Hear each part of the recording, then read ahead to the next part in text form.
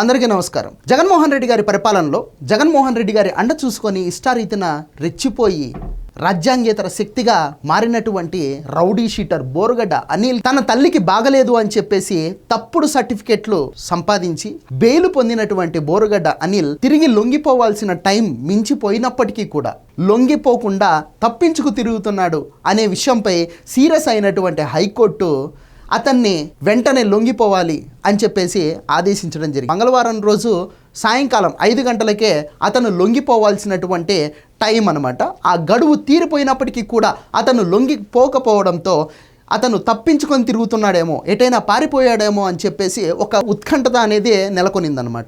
ఆ ఉత్కంఠకి తెరపడింది. ఈరోజు ఉదయం Borugadda Anil Rajahmundry central jail superintendent గారి దగ్గర లొంగిపోవడం జరిగింది.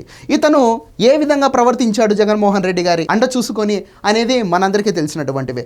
ఇష్టారీతిన చంద్రబాబు నాయుడు, నారా లోకేష్, పవన్ కళ్యాణ్ గారికి సంబంధించినటువంటి కుటుంబ సభ్యురాలను కూడా ఏ విధంగా తూలనాడాడో మనందరం చూసినటువంటి విషయం అన్నమాట. ఇటువంటి వ్యక్తులు జైల్లో మాత్రమే ఉండాలి తప్ప బయట సభ్య సమాజంలో తిరగకూడదు అని